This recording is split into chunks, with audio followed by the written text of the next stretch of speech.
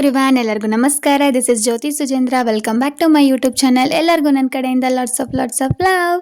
So ಈ vlog ಬಂದು ನಮ್ಮ ಕೃಷ್ಣ, ನನ್ನ ಮಗ ಹುಟ್ಟಿದ ದಿನದ ವ್ಲಾಗ್ ಆಗಿರುತ್ತೆ. ನಾನು ವಿಡಿಯೋನ ಅವಾಗೇ ಮಾಡ್ಕೊಂಡಿದ್ದೆ, ಬಟ್ ಇದನ್ನು ಪೋಸ್ಟ್ ಮಾಡಿರಲಿಲ್ಲ. ಅದಕ್ಕೆ ನಾನು ಇವಾಗ ಪೋಸ್ಟ್ ಮಾಡ್ತಾ ಇದ್ದೀನಿ. ನಮ್ಮ ಕೃಷ್ಣ, ನನ್ನ ಮಗ ಹುಟ್ಟಿದ ದಿನ ಬಂದು ಮಾರ್ಚ್ 4, 2026 ಇದೇ ವರ್ಷ ಆಗಿರುತ್ತೆ. ಆ ಡೇ ಏನೇನಾಯಿತು ಅಂತ ಕಂಪ್ಲೀಟ್ ಡೀಟೇಲ್ಸ್ನ ನಿಮಗೆ ಕೊಡ್ತಾ ಹೋಗ್ತೀನಿ. ನನಗೆ ಡಾಕ್ಟರ್ ಹೇಳಿದರು ಮಾರ್ಚ್ 5 ಬಂದುಬಿಡಿ, ಆಟೋಮೆಟಿಕ್ಕಾಗಿ ಪೇಯ್ನ್ ಬಂದಿಲ್ಲ ಅಂದರೂ ಬಂದು ಅಡ್ಮಿಟ್ ಆಗಿ ನಾವು ಆಟೋಮೆಟಿಕ್ಕಾಗಿ ಪೇಯ್ನ್ ಬರೋ ಥರ ಇಂಜೆಕ್ಷನ್ ಆಗಿರ್ಬೋದು ಏನಾದರೂ ಕೊಡ್ತೀವಿ ಅಂತ ಹೇಳಿದರು. ಆಮೇಲೆ ನೋಡಿದ್ರೆ ಮಾರ್ನಿಂಗು ನನಗೆ 4 ಗಂಟೆ ಹಂಗೆ ಬ್ಯಾಕ್ ಪೇಯ್ನು ಸ್ಟಾರ್ಟ್ ಆಯಿತು. ಬಿಟ್ಟು ಬ್ಯಾಕ್ ಪೇಯ್ನ್ ಬರ್ತಾಯಿದ್ದು, ಮಲ್ಕೊಳ್ಳೋಕ್ಕೆ ಆಗಲಿಲ್ಲ. ಮಾರ್ನಿಂಗ್ವರೆಗೂ ನಾನು ತಡ್ಕೊಂಡೆ ಇದು ಮಾಮೂಲಿ ಬ್ಯಾಕ್ ಪೇಯ್ನ್ ಇರ್ಬೋದು ಅಂತ. ಆಮೇಲೆ ಮಾರ್ನಿಂಗು ಡಾಕ್ಟರ್ಗೆ ಫೋನ್ ಮಾಡಿ ಹೇಳಿದೆ, ಇಲ್ಲ ಇದು ಡೆಲಿವರಿ ಪೇಯ್ನೇ ಆಗಿರುತ್ತೆ, ಸ್ಟಾರ್ಟಿಂಗ್ ಬರೋದೇ ಬ್ಯಾಕ್ ಪೇಯ್ನ್ ಅಂತ ಹೇಳಿದ್ರು. ಆಮೇಲೆ ಮಾರ್ನಿಂಗ್ ಹಂಗೆ ನನಗೆ ಸ್ವಲ್ಪ ಹೊಟ್ಟೆ ನೋವು ಸ್ಟಾರ್ಟ್ ಆಯಿತು. ಬಿಟ್ಟು ಬರ್ತಾಯಿತ್ತು. ಒಂದ್ಸಲ ಹೊಟ್ಟೆ ಪೇಯ್ನ್ ಆಗ್ತಾ ಇರುತ್ತೆ, ಒಂದೊಂದ್ಸಲ ನಿಂತೋಗ್ಬಿಡುತ್ತೆ, ಆ ಥರ ಸ್ಟಾರ್ಟ್ ಆಯಿತು.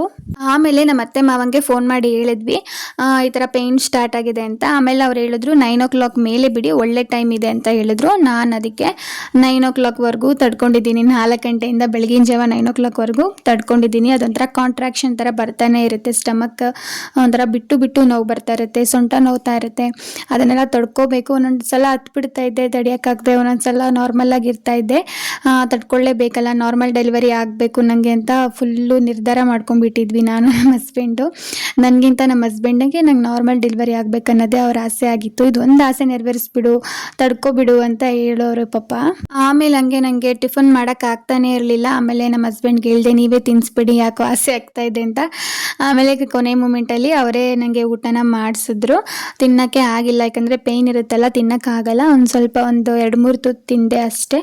ತಿಂದ್ಬಿಟ್ಟು ಇವಾಗ 9 o'clock ಮೇಲಾಗಿತ್ತು, 9:30 ಅನಿಸುತ್ತೆ. ಇವಾಗ ಮನೇನ ಬಿಡ್ತಾ ಇದ್ದೀವಿ, ದೇವ್ರಿಗೆ ಕೈ ಮುಗಿದು. ಆಮೇಲೆ ಗಾಡಿಗೂ ಕೂಡ, ಕಾರ್ಗೆ ಹೂವು ಇಟ್ಬಿಟ್ಟು ಗಣೇಶಂಗೆ ಇವಾಗ ಮನೇನ ಬಿಟ್ವಿ. ಹಾಸ್ಪಿಟಲ್ಗೆ ರೀಚ್ ಆಗಿದ ತಕ್ಷಣ ಹೊಟ್ಟೆ ಫುಲ್ಲು ಒಂಥರ ಬೆಲ್ಟ್ ಥರ ಇರುತ್ತೆ, ಅದನ್ನೆಲ್ಲ ಕಟ್ಟಿಬಿಟ್ಟು ಏನೋ ಒಂಥರ ಚೆಕ್ ಮಾಡ್ತಾರೆ. ಅದೇನು ಅಂತ ನನಗೂ ಗೊತ್ತಿಲ್ಲ. ಬೆಲ್ಟ್ ಎಲ್ಲ ಹಾಕಿಬಿಟ್ಟು ಚೆಕ್ ಮಾಡ್ತಾರೆ. ಆಮೇಲೆ ಡ್ರೆಸ್ ಚೇಂಜ್ ಮಾಡೋಕ್ಕೆ ಹೇಳಿದ್ರು. ಡ್ರೆಸ್ ಚೇಂಜ್ ಎಲ್ಲ ಮಾಡಿ, ಜುವೆಲ್ಸ್ ಎಲ್ಲ ಏನೇನು ಹಾಕಿದ್ದಾರೆ ಎಲ್ಲ ಬಿಚ್ಚಿಕ್ ಬಿಡಿ ಅಂತ ಹೇಳಿದ್ರು. ನಾರ್ಮಲ್ ಡೆಲಿವರಿ ಆಗ್ತಾ ಇದ್ರು ಅಕಸ್ಮಾತ್ ಸಿಸರಿನ್ ಆದರೆ ಅವಾಗೆಲ್ಲ ಬಿಚ್ಚಕ್ಕಾಗಲ್ಲ ಅಲ್ವಾ. ಐ ಥಿಂಕ್ ನಾರ್ಮಲ್ ಡೆಲಿವರಿಯಲ್ಲೂ ಅವೆಲ್ಲ ಹಾಕೊಳ್ಳೋಂಗಿಲ್ಲ ಅನಿಸುತ್ತೆ. ಅದಕ್ಕೆ ಯಾಕೆ ಬೇಕಲ್ವ ರಿಸ್ಕು ಅಂದ್ಬಿಟ್ಟು ಎಲ್ಲ ಜುವೆಲ್ಸ್ನು ಬಿಚ್ಚಿಕ್ ಬಿಡೋಣ ಅಂತ ನಮ್ಮ ಮಮ್ಮಿ ಮತ್ತು ನಮ್ಮ ಮನೆಯವರು ನನಗೆ ಹೆಲ್ಪ್ ಮಾಡ್ತಾ ಇದ್ದಾರೆ. ಕಾಲುಂಗ್ರ ಮತ್ತು ಉಂಗ್ರ, ಮಾಂಗಲ್ಯ ಸರ, ಓಲೆ ಮತ್ತು ಮೂಗ್ಬಟ್ಟು ಎಲ್ಲನೂ ಬಿಚ್ಚಿಕ್ಬಿಟ್ವಿ. ಹೋಗಿದ ತಕ್ಷಣವೇ ಡ್ರೆಸ್ ಚೇಂಜ್ ಎಲ್ಲ ಮಾಡಿಸ್ಬಿಟ್ರು ನನಗೆ. ಆಮೇಲೆ BP ಎಲ್ಲ ಚೆಕ್ ಮಾಡಿಸಿದ್ರು. ಆಮೇಲೆ ಜುವೆಲ್ಸ್ ಎಲ್ಲ ಬಿಚ್ಚಿ ಇಡಿಸ್ಬಿಟ್ರು. ಲಾಸ್ಟ್ ಮಂತಲ್ಲಿ ಅಂದರೆ 9 monthsಲ್ಲಿ ಫುಲ್ ಕ್ರೆಡಿಟ್ಸ್ ನಮ್ಮ ಮನೆಯವ್ರಿಗೆ ಹೋಗಬೇಕು. ತುಂಬ ಚೆನ್ನಾಗಿ ನೋಡ್ಕೊಂಡಿದ್ರು. ಅಂದರೆ ಆಫೀಸಿಗೆ ರಜೆ ಆಗ್ಬಿಟ್ಟು ಏನು ಮನೇಲಿ ಇರಲಿಲ್ಲ. ಮಾರ್ನಿಂಗ್ ಎದ್ದು ವಾಕಿಂಗ್ ಕರ್ಕೊಂಡು ಹೋಗ್ತಾಯಿದ್ರು, ಎಕ್ಸಸೈಸ್ ಮಾಡಿಸ್ತಾಯಿದ್ರು. ನೈಟ್ ಮತ್ತೆ ನಮ್ಮ ಮನೆಗೇ ಬರ್ತಾಯಿದ್ರು. ಸೊ ನಮ್ಮ ಅಮ್ಮನ ಮನೇಲಿ ನಾನು ಇದ್ರೂ ಇಲ್ಲೇ ಬರ್ತಾಯಿದ್ರು ಯಾವಾಗ ಎಲ್ಲ ಟೈಮಲ್ಲೂ. ಯಾವಾಗಾದರೂ ಒಂದು ಟೈಮ್ ಬರೋಕ್ಕಾಗಿಲ್ಲ ಅಂದರೆ ಅವ್ರ ಮನೆಯಲ್ಲೇ ಇರ್ತಾಯಿದ್ರು. ನಾನು ತುಂಬ ಲಕ್ಕಿ ಅಂತ ಹೇಳ್ಬೋದು, ಆ ಥರ ಒಂದು ಕೇರಿಂಗ್ ಪರ್ಸನ್ ನನಗೆ ಸಿಗೋದಕ್ಕೆ. ಆ್ಯಂಡ್ ನನ್ನ ಮೇಲೆ ದೇವ್ರದ್ದು ಆಶೀರ್ವಾದ ತುಂಬ ಇದೆ ಅಂತ ನಾನು ಯಾವಾಗೂ ಭಾವಿಸ್ತೀನಿ. ಜುವೆಲ್ಸ್ ಎಲ್ಲ ರಿಮೂವ್ ಮಾಡಿದ್ಮೇಲೆ ಆಮೇಲೆ ನನ್ನ ಅಡ್ಮಿಟ್ ಮಾಡಿಕೊಂಡ್ರು. ಅಡ್ಮಿಟ್ ಮಾಡ್ಕೊಂಡ್ಮೇಲೆ ಅಲ್ಲಿ ಹೋಗಿ ಮಲಗಿಸಿದ್ರು. ಆವಾಗ ಇನ್ನೂ ಪೇಯ್ನ್ ಜಾಸ್ತಿ ಆಯಿತು. ಲೆಫ್ಟಿಗೆ ತಿರ್ಕೊಂಡು ಮಲ್ಕೊಂಡಿದ್ದೆ ನಾನು. ಪಾಪು ಆ ಕಡೆಗೇ ತಿರ್ಕೊಂಡು ಮೂವ್ ಹಾಕ್ತಾ ಇರೋದು ನನಗೆ ಗೊತ್ತಾಗ್ತಾಯಿತ್ತು. ಅಂದರೆ ತಲೆ ಕೆಳಗಾಗೋದು ನನಗೆ ಗೊತ್ತಾಗ್ತಾಯಿತ್ತು. ಸಿಕ್ಕಾಪಟ್ಟೆ ನೋವಾಯಿತು. ಆಮೇಲೆ ಫುಲ್ಲು ಜೋರಾಗಿ ಕಿರ್ಚ್ಕೊತಾ ಇದ್ದೆ ನಾನು. ಆಮೇಲೆ ನನ್ನ ಆಪ್ರೇಷನ್ ಥಿಯೇಟರ್ಗೆ ಕರ್ಕೊಂಡು ಹೋದರು. ನಮ್ಮ ಮನೆಯವರು, ನಮ್ಮಮ್ಮ ಅಲ್ಲಿ ವೆಯ್ಟ್ ಮಾಡ್ತಾಯಿದ್ದಾರೆ. ಮಿಕ್ಕಿದ ನಮ್ಮ ಮನೆಯವರೆಲ್ಲ ಕೆಳಗಡೆ ವೆಯ್ಟ್ ಮಾಡ್ತಾಯಿದ್ರು. ಆಮೇಲೆ ನನಗೆ ಆಪ್ರೇಷನ್ ಥಿಯೇಟರಿಂದ ಕರ್ಕೊಂಡು ಬಂದು ವಾರ್ಡಿಗೆ ಶಿಫ್ಟ್ ಮಾಡಿದ್ರು. ಫೈನಲಿ ನಮ್ಮ ಕೃಷ್ಣ ಹುಟ್ಟಿದ್ರು. ಆಗ ಬರ್ತಾಯಿದ್ದಾರೆ ನಮ್ಮ ಹಸ್ಬೆಂಡು ನನ್ನ ನೋಡೋದಕ್ಕೆ. ಅದೇ ವಿಡಿಯೋ ಇದಾಗಿರುತ್ತೆ. ನಮ್ಮದು ಇನ್ಸ್ಟಾಗ್ರಾಮಲ್ಲಿ ಈ ವಿಡಿಯೋ ಬಂದು 1 million ನೋಡಿದೆ. ನನಗಂತೂ ಸಿಕ್ಕಾಪಟ್ಟೆ ಖುಷಿ ಆಗುತ್ತೆ. ನನಗೆ ಆಗಿದ್ದು ನಾರ್ಮಲ್ ಡೆಲಿವರಿ ಆಗೋಕ್ಕೆ ನನ್ನ ಹಸ್ಬೆಂಡೇ ಕಾರಣ ಅಂತ ಹೇಳೋಕ್ಕೆ ನಾನು ಇಷ್ಟಪಡ್ತೀನಿ. ಬಿಕಾಸ್ ಅವ್ರ ಎಫರ್ಟಿಂದನೇ ನನಗೆ ಇಷ್ಟು ಸಲೀಸಾಗಿ ಡೆಲಿವರಿ ಆಗೋಕ್ಕೆ ಸಾಧ್ಯ ಅಂತ ನಾನು ಹೇಳೋಕ್ಕೆ ಇಷ್ಟಪಡ್ತೀನಿ. ಅದಾದಮೇಲೆ ನನಗೆ 1 hour ಬೇಕಾಯಿತು ನಮ್ಮ ಕೃಷ್ಣ ಹೊಡೋದಕ್ಕೆ. 1 hour ನಾನು ಪೇಯ್ನ ತಡ್ಕೊಂಡಿದ್ದೀನಿ. ಆ 1 hourಲ್ಲಿ ನಮ್ಮಮ್ಮ ಕೂಡ ಆಪ್ರೇಷನ್ ಥಿಯೇಟರ್ಗೆ ಕರೆಸಿದ್ರು. ಮತ್ತು ನಮ್ಮ ಮನೆಯವರು ಕೂಡ ಆಪ್ರೇಷನ್ ಥಿಯೇಟರ್ಗೆ ಬಂದಿದ್ದರು. ನಮ್ಮ ಮನೆಯವ್ರು ನೋಡೋಕ್ಕಾಗದೆ 5 ನಿಮಿಷನೂ ನಿಂತ್ಕೊಂಡಿಲ್ಲ, ನೋಡಿಬಿಟ್ಟು ಹೊರಟೋದ್ರು. ನಮ್ಮಮ್ಮ ಅಲ್ಲೇ ಇದ್ದರು. ನಮ್ಮಮ್ಮನ ಕೈನ ಹಿಡ್ಕೊಂಡು ಎಳಿತಾ ಇದ್ದೆ, ಬಿಗಿಯಾಗಿ ಹಿಡ್ಕೊಂಡು ಪರ್ಚಾಕ್ಬಿಟ್ಟಿದ್ದೀನಿ ರಿಯಲಿ. ನನಗೆ ಆ ಪೇಯ್ನಲ್ಲಿ ಏನೋ ಗೊತ್ತಾಗ್ತಾ ಇರಲಿಲ್ಲ. ರಿಯಲಿ ನನಗೆ ಮೂವಿ ಸೀರಿಯಲ್ಗಳೆಲ್ಲ ನೋಡಿದಾಗ ಅದು ಬರೀ ಆ್ಯಕ್ಟಿಂಗ್ ಅಂತ ತಿಳ್ಕೊಂಡಿದ್ದೆ. ಅದು ನಾಟ್ ಜಸ್ಟ್ ಆ್ಯಕ್ಟಿಂಗ್, ಅದು ಫುಲ್ ರಿಯಲ್ ಅಂತ ನನಗೆ ಎಕ್ಸ್ಪೀರಿಯನ್ಸ್ ಆದಾಗಲೇ ಗೊತ್ತಾಗಿದ್ದು. ನಾನು ಪ್ರೆಗ್ನೆಂಟ್ ಇದ್ದಾಗೂ ಅಷ್ಟೇ ಎಲ್ಲರೂ ನನ್ನ ಚೆನ್ನಾಗೇ ನೋಡ್ಕೊಂಡಿದ್ದಾರೆ. ನಮ್ಮ ಮನೆಯವರಾಗಿರ್ಬೋದು, ನಮ್ಮ ಮಮ್ಮಿ ಮನೆಯವರಾಗಿರ್ಬೋದು, ಎಲ್ಲರೂ ನನ್ನ ಚೆನ್ನಾಗಿ ನೋಡ್ಕೊಂಡಿದ್ದಾರೆ. ಆ್ಯಂಡ್ ಇನ್ನೊಂದೇನೆಂದರೆ, ನಮ್ಮ ಹಸ್ಬೆಂಡ್ಗೆ ಇವಾಗೂ ಹೇಳ್ತಾರೆ ಅವರು, ರಿಯಲಿ ಆಪ್ರೇಷನ್ ಥಿಯೇಟರ್ಗೆ ಬಂದಾಗ ನೀನು ಕಿರ್ಚ್ತಿದ್ದಿದ್ದು ನೋಡಿ ರಿಯಲಿ ನನಗೆ ಭಯ ಆಗ್ತಾಯಿತ್ತು ಸಿಕ್ಕಾಪಟ್ಟೆ. ಆಮೇಲೆ ನನ್ನ ನೋಡಿಬಿಟ್ಟು ವಾರ್ಡಿಗೆ ಶಿಫ್ಟ್ ಮಾಡಿದ್ಮೇಲೆ ಬಂದುಬಿಟ್ಟು ಫುಲ್ಲು ಹತ್ಬಿಟ್ಟಿದ್ರು. ಅಷ್ಟು ಅವ್ರಿಗೆ ಫೀಲ್ ಆಗ್ತಿತ್ತಂತೆ. ನಮ್ಮ ಅಪ್ಪ ಅಮ್ಮಂಗೆ ನಾವಿಬ್ಬರು ಹೆಣ್ಮಕ್ಳೇ, ಬಟ್ ಅವ್ರಿಗೆ ಗಂಡು ಮಗು ಅಂದರೆ ತುಂಬ ಇಷ್ಟ ಆಯಿತು. ಅದಕ್ಕೆ ಅವ್ರಿಗೆ ನನಗೆ ಗಂಡು ಮಗು ಆಗಬೇಕಂತ ಆಸೆ ಇತ್ತು. ಆ್ಯಂಡ್ ನಮ್ಮ ಮನೆಯವ್ರಿಗೂ ಗಂಡು ಮಗು ಆಗಬೇಕು ಅನ್ನೋದೇ ಆಸೆ ಇದ್ದಿದ್ದು. ಅದೇ ರೀತಿ ನಮಗೆ ದೇವರು ಗಂಡು ಮಗುನೇ ಕೊಟ್ಟಿದ್ದಾರೆ. ಎಲ್ಲರ ಆಶೀರ್ವಾದ ನಮ್ಮ ಮೇಲಿದೆ. ಹಿರಿಯರ ಆಶೀರ್ವಾದ ಆಗ್ಬೋದು, ದೇವರ ಆಶೀರ್ವಾದ, ಇಬ್ಬರದು ಆಶೀರ್ವಾದ ಇರೋದ್ರಿಂದನೇ ನಮಗೆ ಗಂಡು ಮಗು ಆಗಿದೆ ಅನ್ನೋದು ನನ್ನ ಭಾವನೆ. ಮನೆಯವರು ವಾಕಿಂಗ್ ಮಾಡ್ಸೋಕ್ಕೆಲ್ಲ ನನಗೆ ಟ್ರೈ ಮಾಡ್ತಾಯಿದ್ರು. ಅವಾಗವಾಗ ನಾನು ಆಲ್ಮೋಸ್ಟ್ 4 days ಹಾಸ್ಪಿಟಲಲ್ಲಿ ಇದ್ದಿದ್ದು.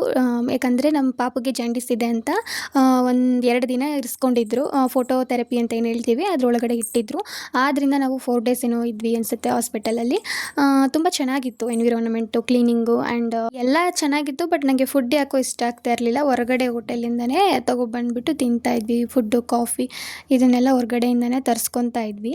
ನಮ್ಮ ಪಾಪು ವೆಯ್ಟ್ ಇದ್ದಿದ್ದು 3.3 kg ಇದ್ದರು. ಆಮೇಲೆ ಡಾಕ್ಟರ್ ಕೂಡ ನಮಗೆ ಪಾಪು ಲೆಂತ್ ಇದೆ ಅಂತ ಹೇಳಿದರು. ನಂಗೆ ಸ್ವಲ್ಪ ಭಯ ಆಗಿಬಿಟ್ಟಿತ್ತು. ನಾರ್ಮಲ್ ಡೆಲಿವರಿ ಬೇರೆ ಆಗುತ್ತೆ, ಯಾವ ಥರ ಇರುತ್ತೋ ಏನೋ ಅಂತ ಸಿಕ್ಕಾಪಟ್ಟೆ ಭಯ ಆಯಿತು. ಇವಾಗ ನೆನಪಿಸ್ಕೊಂಡ್ರು ಆ ಕ್ಷಣ ಮತ್ತೆ ಬರಬಾರ್ದು ಅನಿಸುತ್ತೆ, ಅಷ್ಟು ಪೇಯ್ನ್ ಇರುತ್ತೆ ಅಂತ ಹೇಳ್ಬೋದು. ನಂದು ಫುಲ್ ಎಕ್ಸ್ಪೀರಿಯನ್ಸ್ನ ಪ್ರೆಗ್ನೆನ್ಸಿ ಜರ್ನಿ ಅಂತ ಒಂದು ವಿಡಿಯೋ ಮಾಡ್ತೀನಿ. ಅದರಲ್ಲಿ ಎಲ್ಲ ಎಕ್ಸ್ಪೀರಿಯನ್ಸ್ನ ನಿಮ್ಮ ಹತ್ರ ಡೀಟೇಲಾಗಿ ಶೇರ್ ಮಾಡ್ಕೊಳ್ತೀನಿ. ಹಾಸ್ಪಿಟಲ್ ವೈಸ್ ಬಂದರೆ ನಮ್ಮ ಚೆಕ್ ಮಾಡ್ತಿರೋ ಡಾಕ್ಟರೇ ನಮಗೆ ಒಂದು ಹಾಸ್ಪಿಟಲ್ನ ರೆಫರ್ ಮಾಡಿದರು. ನಾನು ಕೂಡ ಅಲ್ಲೇ ಸರ್ಜನ್ ಆಗಿದ್ದೀನಿ, ನಾನು ಅಲ್ಲೇ ನಿಮಗೆ ಡೆಲಿವರಿನ ಮಾಡಿಸ್ಕೊಡ್ತೀನಿ ಅಂತ ಹೇಳಿದರು. ಓಕೆ ಫೈನ್ ಅಂತ ನಾವು ಕೂಡ ಅದೇ ಹಾಸ್ಪಿಟಲಲ್ಲಿ ಡೆಲಿವರಿ ಮಾಡಿಸ್ಕೊಂಡ್ವಿ. ಪ್ರೈವೇಟ್ ಹಾಸ್ಪಿಟಲ್ ಆಗಿರುತ್ತೆ.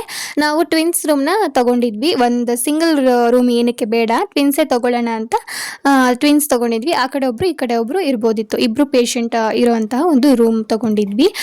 ನಮ್ಮ ಕೃಷ್ಣಂಗೆ ಜಾಂಡೀಸ್ ಇರೋದ್ರಿಂದ ಲಾಸ್ಟ್ 2 days ನಮ್ಮ ಕೃಷ್ಣನ ಫೋಟೋ ಥೆರಪಿ ಅಲ್ಲೇನು ಕಾಣಿಸ್ತಾ ಇದೆ ಅದರೊಳಗಡೆ ಇಟ್ಟಿದ್ರು. ನಂಗೆ ಸ್ವಲ್ಪ ಬೇಜಾರಾಗ್ತಿತ್ತು. ಅಯ್ಯೋ ಅಂದರೆ ಡ್ರೆಸ್ ಎಲ್ಲ ರಿಮೂವ್ ಮಾಡಿಬಿಟ್ಟು ಇಡ್ತಾರಲ್ವಾ ಜಾಂಡೀಸ್ ಇದೆ ಅಂತ, ಅದಕ್ಕೋಸ್ಕರ ನಂಗೆ ಸ್ವಲ್ಪ ಬೇಜಾರಾಯಿತು. ಬಟ್ ಇಟ್ಸ್ ಓಕೆ, ಏನು ಮಾಡೋಕ್ಕಾಗಲ್ಲ. ಮುಂದೆ ಏನು ಪ್ರಾಬ್ಲಮ್ ಆಗಬಾರ್ದು ಅಂದರೆ ಇವಾಗ ಇಡಲೇಬೇಕು ಅಂತ ನಾವು ಕೂಡ ಸಮಾಧಾನ ಮಾಡ್ಕೊಂಡ್ವಿ. ಈ ವಿಡಿಯೋನ ನನಗೆ ಶೇರ್ ಮಾಡ್ಕೊಳ್ಳೋಕ್ಕಾಗೇ ಇರಲಿಲ್ಲ, ಅದಕ್ಕೆ ಇವಾಗ ಪೋಸ್ಟ್ ಮಾಡ್ತಾ ಇದ್ದೀನಿ. ಈಗ ಆಲ್ರೆಡಿ ನಮ್ಮ ಕೃಷ್ಣಂಗೆ 5 ರನ್ನಿಂಗು ಇದೆ. ನೆಕ್ಸ್ಟ್ ಮಂತ್ 4th ಬಂದರೆ 5 ಕಂಪ್ಲೀಟ್ ಆಗಿ 6th ಬೀಳುತ್ತೆ. 6 ತಿಂಗಳು ಆಯ್ತಾ ಅನಿಸುತ್ತೆ ಇಷ್ಟು ಬೇಗ. ಈಗೀಗ ನಮ್ಮ ಕೃಷ್ಣ ಹುಟ್ಟಂಗಿದೆ. ಸೊ ನಿಮಗೆ ಈ ಬ್ಲಾಗ್ ಇಷ್ಟ ಆಗಿದ್ರೆ ಪ್ಲೀಸ್ ಲೈಕ್ ಮಾಡಿ, ನಮ್ಮ ಚಾನಲ್ನ ಸಬ್ಸ್ಕ್ರೈಬ್ ಮಾಡ್ಕೊಳ್ಳಿ. See you in the next blog. This is Jyothi Sujendra. Bye.